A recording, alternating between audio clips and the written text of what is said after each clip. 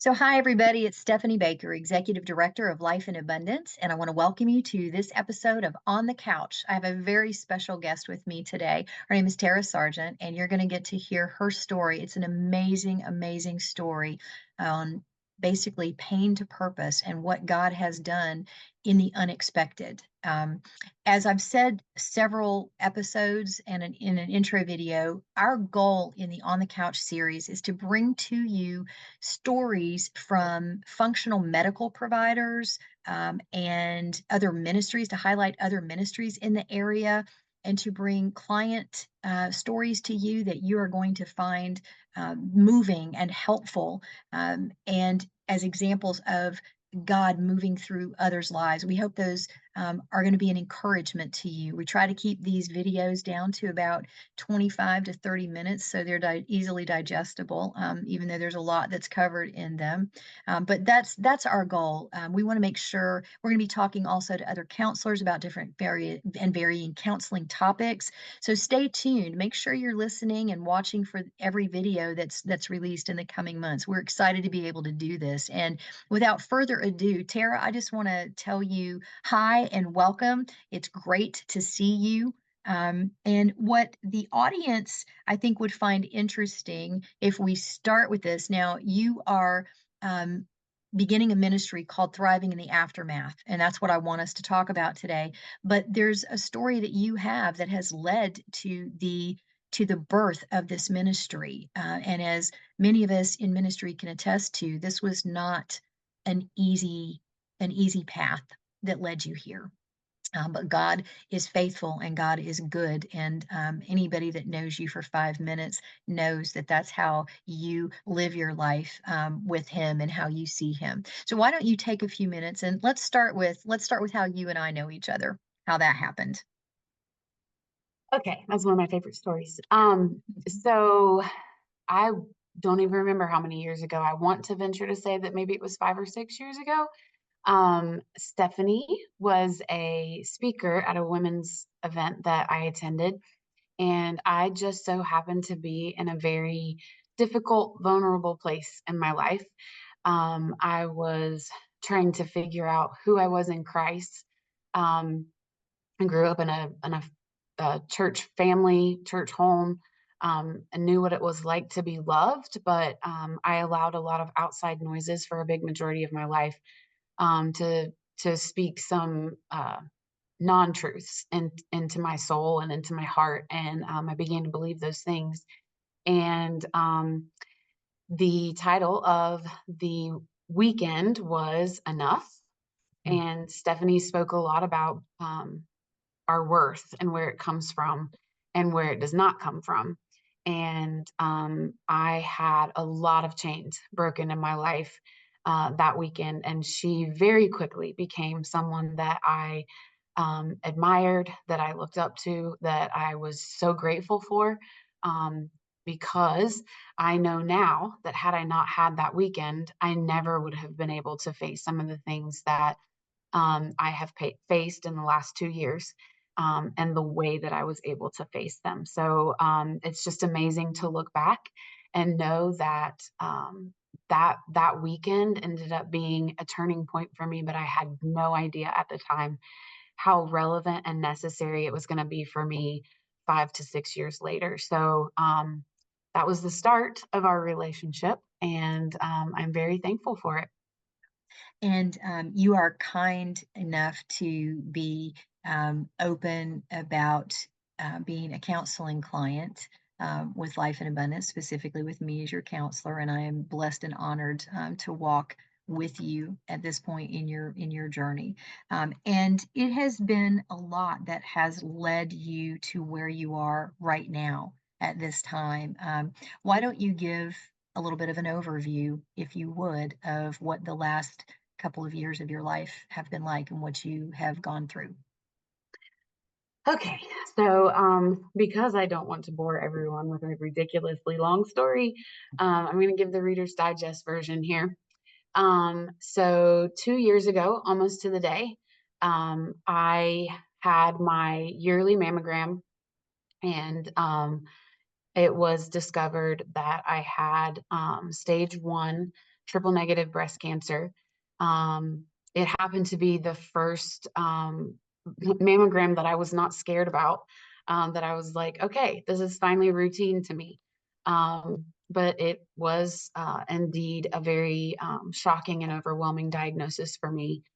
Um, I Triple negative, for anybody that knows about it, is a very aggressive form of breast cancer. So thankfully, we had found it very quickly. But because of that, I had to go through the full gamut um, of procedures. So I had to do surgery, chemo, radiation, all the things. Um, we had some issues with insurance and all kinds of things that I had to deal with in that process. 2 months after finding out that I had the triple negative breast cancer, my father-in-law died tragically of a heart attack. So we simultaneously did not just deal with grief of a overwhelming health diagnosis for me, but we also dealt with the loss and grief of someone that we cared about very much. And so our family went through a lot right away, very quickly. Um, it was an extremely long road for us. I was sick, but I still, because I carried the insurance, I still had to continue to work. I'm a school teacher and I love my job. I love what I do. And looking back now, I'm thankful that I had to work because those students were sometimes what got me up in the morning, even though I didn't know how I was standing.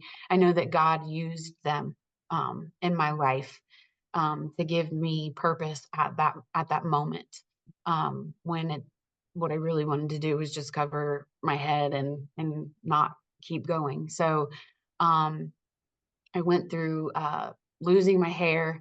I went through 12 treatments of chemo. I went through 16 treatments of radiation. I basically worked through cancer and the chemo journey my entire school year that year. Um, and so after I got the ring the bell, 1 year cancer free um, part over with, I expected to be normal again. And so when I was walking into a new school year this time last year, I had these high expectations of just being able to walk in like myself again and everything was just going to be fine. But that is not how it happened. Um, Last year, actually, I would even venture to say was probably harder than the year before, because the year before I had a reason to fight. I had a plan for fighting. I knew what I was fighting for. And last year was difficult because everything was done, everything was over, and a lot of my support disappeared. And I do not say that in a way to condemn anyone that was there for me, but that's just kind of what Mhm. happens. You walk through that cancer diagnosis, you walk through the journey, you walk through all the treatments, and then all of a sudden, everybody's like, "Yay, they're Yeah, you cancer rang the free." bell. Yeah, and that's just kind of what happens in everybody's mind. It's normal. It's just what happens, and I was so thankful that God gave me the insight to not be angry with any Mhm. particular person or anyone, and to blame anyone for that. But what He did show me through that is it's really at that point, once the diagnosis and the treatment is complete, it's actually up to the cancer warriors to then come together and support and love each other because honestly, the aftermath of the cancer journey, nobody can really understand unless they've walked it. So, Right. what I realized at that moment is really I needed to cling to those people who understood how I felt 100%. They knew what it was like to get the diagnosis. They knew what it was like to walk through the journey, and they knew what it was like to have like the aftermath of a storm, this crazy, messed up, you know, rubble that you have to sort through and figure out. And it was also during that time that I realized my family needed that too. My family walked. the cancer journey. They may not have sat in the chemo chair, and they may not have sat under the lights of the radiation, but they walked it. They walked the hurt, they walked the pain, they walked the confusion. And so it was through the journey where I began to think something has to be done here, um, so that people don't feel so lonely when the time is up. So, or the bell is rung, I should say. And so that's where things just started to begin falling into place for where I'm headed now.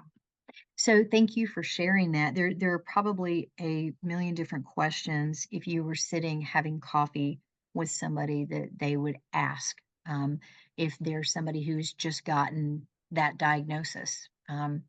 And I'm curious, what is it when you look back on that? What is it that you would have liked someone to have said to you, or what is it that you would have wanted to have known after that diagnosis?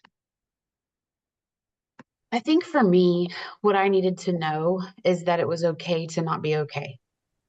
And there's a number of pieces to that. Obviously, nobody expects you to just be like, okay, I got cancer. Let's go. Let's do this thing. Um, but what happened for me was that very early on, God gave me not a vision, so to speak, but He spoke to me that um, my journey was going to be very public. And in that, right up from the bat, I was very open and honest from just about day one. And what happened during that time is when I learned that I was supposed to be very public with my journey. Um, I thought that I also had to be perfect. I thought that because God had called me to walk this journey out publicly, that I also had to be perfect, and that I could not have bad days, and that I could not say, pardon my French, but this sucks. Yeah. I felt like I couldn't say those things, and that by no means was what God was calling me to do. He was going to allow me to still be very real and to be very open. And so the one thing that I would say is whether you are called to work to walk out your journey privately, whether you are called to walk out your journey publicly, you're still allowed to just not be okay. Mhm. Because does not matter how you walk out your journey. There are going to be days where it's okay to say, I don't want to be here. And I'm a little ticked off that I am. Mhm. And to just be real and open, because what I did learn through the journey and being that way is that someone else who's walking a journey doesn't even have to be cancer, but somebody else who's walking a hard time, they don't want to see somebody walking because they're not going to be perfect. Right. And they want to see somebody who is upset. They want to It's see real. somebody who's hurting because they're going to feel that way too. But what they want to see is I'm real, I'm open, and I'm honest. But here's how I'm not living in that place. And so I think that would be my first thing is just be who you are and what you feel, but try to find those moments so that you can come out of that and not just live in that agony and not live in that pain. But allow yourself to do it, and it's okay to allow yourself to do it publicly if that's what God is calling your road to look like. It's interesting because, I see many believers in my practice, and there is a resounding theme of in front of everybody else, I've got to have it all together. And there is such power in being transparent. Um, and I believe that in our transparency, that's when we are becoming the strongest.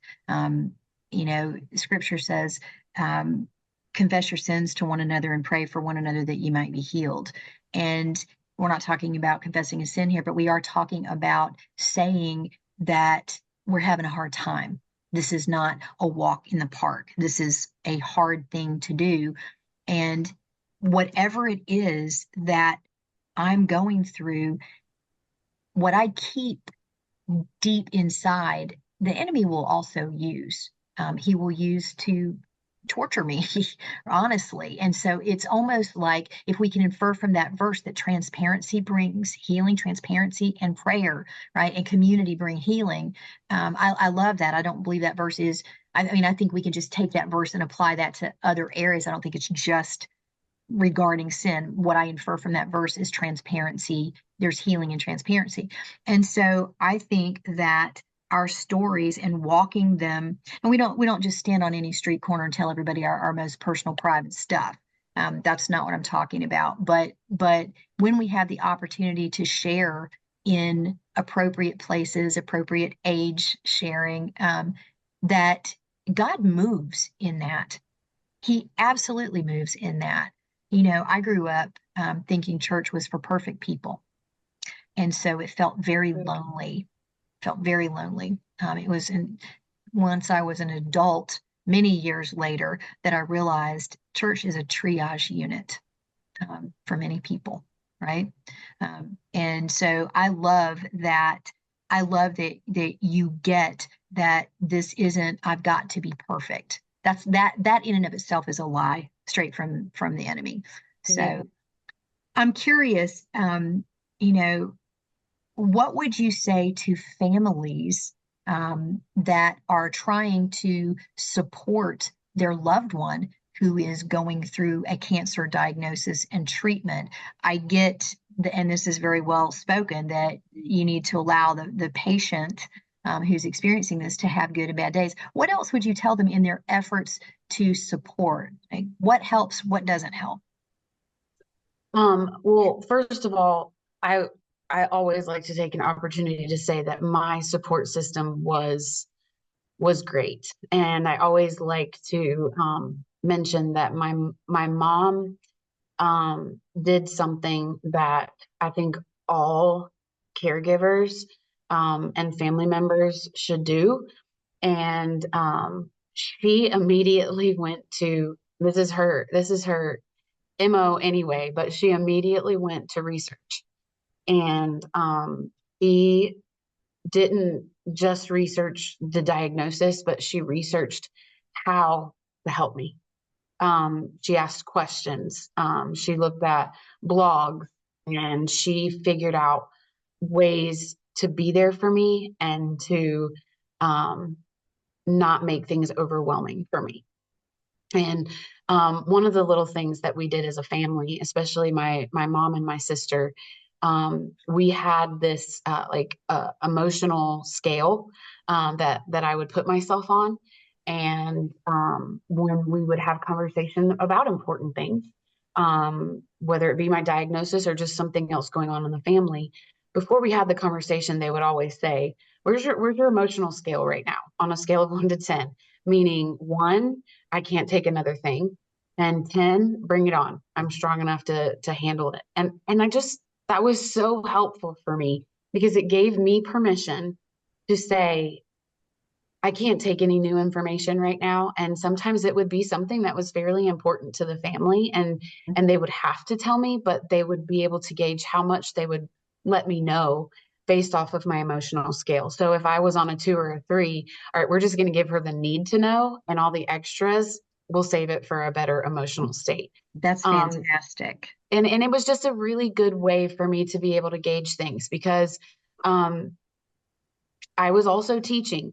And so I actually particularly had a very stressful student situation that year that I'm just one of those teachers that takes on these kids like they're my own. And I was literally carrying that child's circumstances on my shoulders and, Mhm. grieving for him and praying for him. And so I had that. I was battling cancer and, life was still happening. And so I was carrying a lot. And it was just so nice to have a family that was able to um, understand my emotional state and to prioritize that and to also just protect me a little bit. They did not keep important things from me, but they were very careful in how they presented them. And I have to say that was probably one of the greatest things among many. I could sit here and do a whole video with you about all of the amazing things they did to help me cope. but I have to say that that was probably the biggest one because emotionally I was a wreck and every day was a different day. And they just gave me the space to be how I needed to be emotionally, and gauge those things before they ever brought any new information to me of any kind. I love that. I love that. That gives you, as a patient, autonomy to be able to still feel like you have some control in something and that people aren't necessarily leaving you out of the loop or treating you like you're a child and can't handle something, but it's recognizing where you are emotionally, and being able to actually give, a rating of where you are and have other people understand. I love that. I think that's awesome. Very It was so helpful. helpful. Yeah, So I'm helpful. sure. I'm sure. What moving moving out of this, I mean, we could spend an hour talking about your journey. It's Hours. yes, yes. And it's so inspiring. Where is the where do you think the biggest place is that you have seen the hand of God through all of this? Like, what's the most impactful place in this particular part of your journey that you've seen the hand of God? Wow, that's a big one because that could there's many. There's Yeah. many where God's hand and provision was there. But I would have to say one of the biggest places that God's hand and provision was with me was in how quickly I was diagnosed and how quickly everything moved. Mm, Um, Cancer diagnoses don't normally come as quickly as mine did. I was diagnosed with cancer on a Wednesday, and by Thursday morning, I was having my MRI. I mean, that wow. just doesn't happen. No, it doesn't. I had a very dear friend who also 11 months prior had started her cancer journey. And she happened to be a tech at the place where I was getting my mammogram done. And he got the ball rolling for me. And I believe her journey in itself and being who I needed right up front and being able to know what I was thinking, how I was feeling, all of the things. And then on top of that, being able to guide me through MRIs and reports and what's next. The hand of God was there. And I think that was super important for me because I was going to have to be very vulnerable because of what God was calling me to. I think he had a purpose and a plan in that because now looking back, there was a preparation that I don't believe I would have had without her, that I didn't have to worry about. And there was an emotional piece that was kind of dealt with on the front end so that I could be vulnerable and I could be open. Whereas if I was having to deal with all of that stuff on the front end, and the waiting and all of this stuff, and don't get me wrong, there was still waiting. There was still lots of things decisions I had to make and things I had to go through, but um, I didn't have to sort through as much because she was guided me so well and was just such an amazing friend to me. That I saw God's hand immediately there. Again, so many other things, but I think that was one of the biggest things that opened the door for me to be able to walk the journey the way God had called me to walk it. Wow. Wow. Yeah, definitely favor there, with Absolutely. provision, with provision. So again, to your credit, we could spend hours talking about the journey and all of the ins and the outs and experiences, which leads me to having you tell us a little bit about where this has led you, as far as birthing a ministry. Why don't you tell us about the ministry that God has placed on your heart to open? All right. So, very early on, I knew God was doing something because He started speaking to me within the first 24 hours. Um, I didn't know what it was. I didn't know what it was going to be. The only thing I knew at the beginning was that I was going to have to be very vulnerable. That's all I knew. And there were some days, especially when I would every week or every other week share what God was showing me through each one of my chemo treatments. I would find a verse and God would speak to me, and I would share those verses openly because I truly believe that even though um, my journey was cancer, there are people who walk divorce and they walk grief and so many other ways, and it's really very similar, but it's just what's happening to us is what's different. And so I believed that people weren't just walking a cancer journey with me, they were walking divorce, and they were walking death, and they were walking all these things at the same time as I was walking them. And so they were God was using my story for more than just cancer. But as I was going through, I knew that there was something more that was going to happen. And those answers didn't come right away. And to be quite honest with you, they didn't really begin to come until I was almost, you know, cancer free. When I rang that bell, that's when things started falling into place for me. Again, I mentioned that it was very apparent that I was going to do something with the aftermath of cancer, because that's where I began to struggle the most. And that's where I began to see kind of a lack of support in that area. So that began to fall into place. I had many people speak over me that um, this was only the beginning. I don't know how many countless times I heard that in my first year um, of my journey.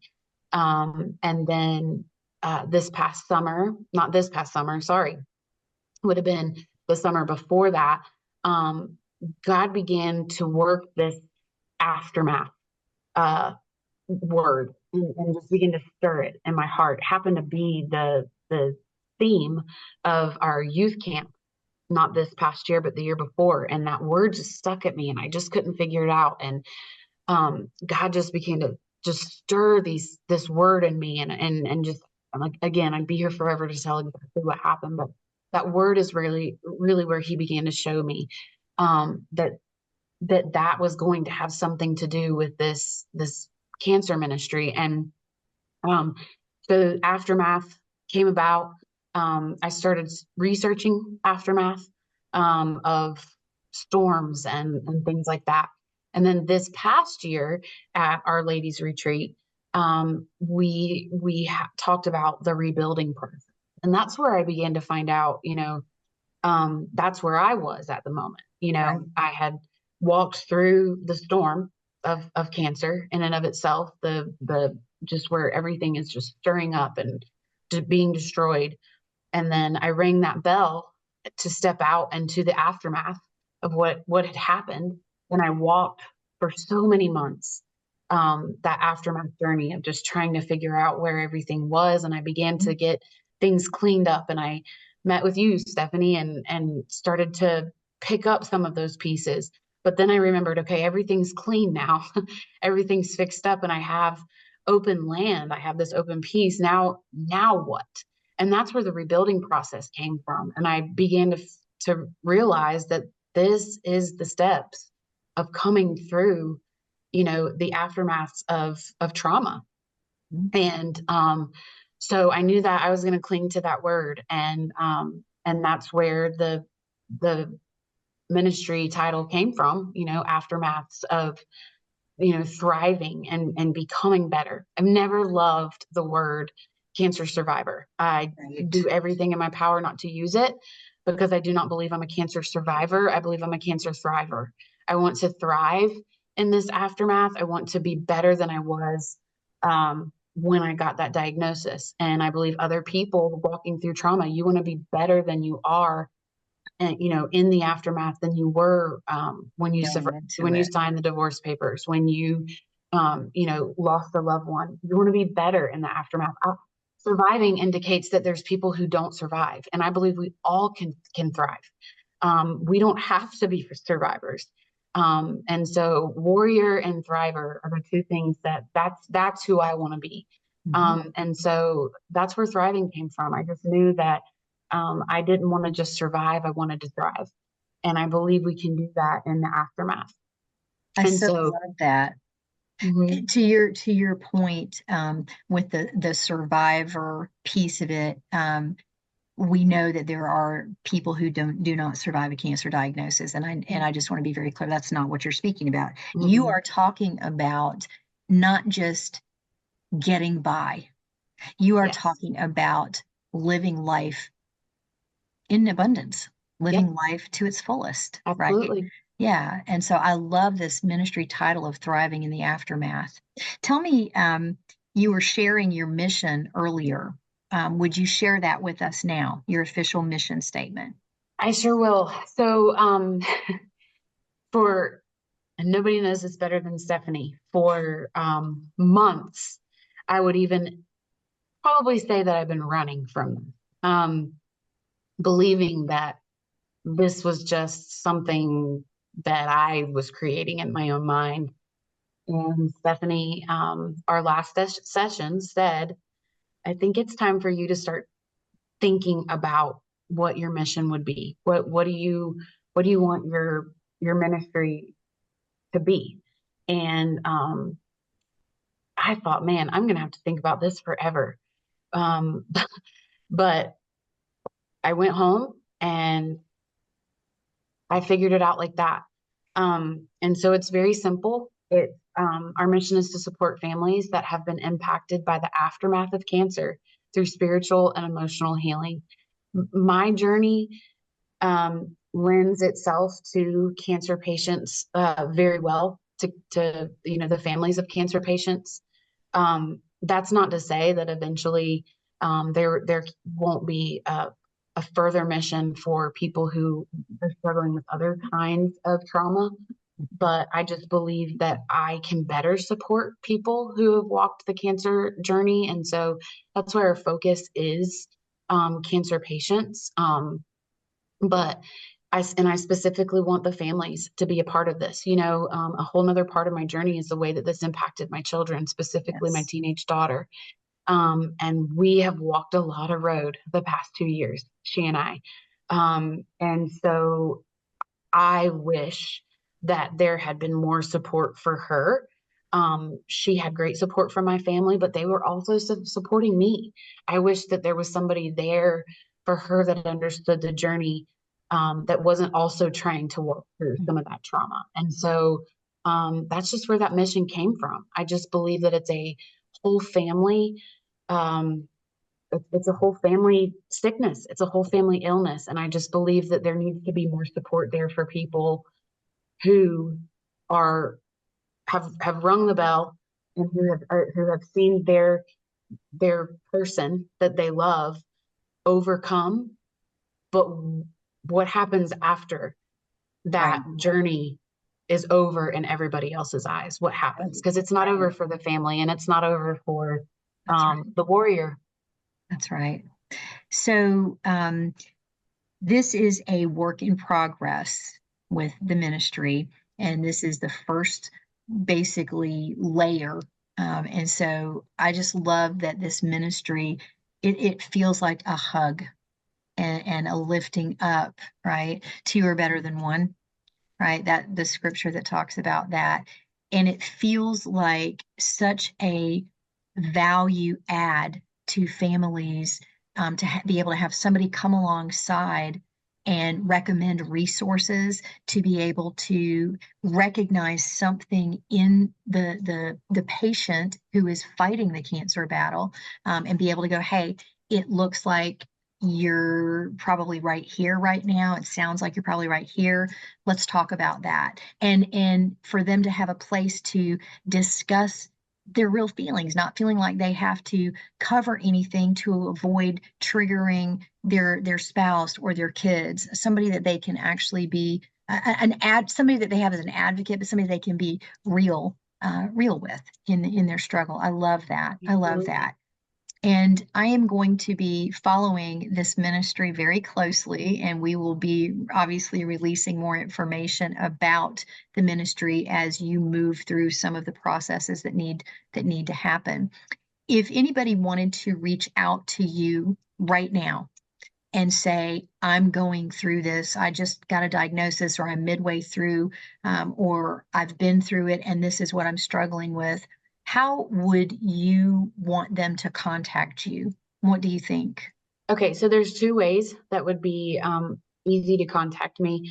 I would say through social media first. I Okay. have a Facebook page, Okay. Tara Clark Sargent. You can find me there. I also have an Instagram, MK Lipstick Lady is my Instagram name. And then also you could email me, and MK Lipstick Lady is also my email at gmail.com. So those would be three great ways to reach out. I check those things frequently, and that is really my heart right now is meeting with individuals. We're not looking at something huge and great and Right. spectacular right now. I just Right. want to be there for people who are individually walking it right now. So Right. those are great ways. And then as we get to know each other and things like that, I want to be able to have coffee and Sure. have little times like that. So I am open to anybody who just needs that encouragement right now. That's great. So, if it's anything like what the Lord did with life in abundance, it's going to look one way now, and then it's going to look something different 5 years from now, and 10 years from now, and so on and so forth. But I am so excited by what I see God doing in your life and through this ministry. And it really does echo our stories. And I've said this, I say this all the time to clients, our stories are basically not our own. We're writing co-authors with Christ, and it's for hope for other people. I want my pain to count, you know? And so this is another beautiful pain to purpose story. Thank you for your transparency with us. Thank you for being willing to share this. And as things are moving, we'll have you back. You can give us an update on what's going on at some point here in the future. Thank you so much, Tara, for joining us.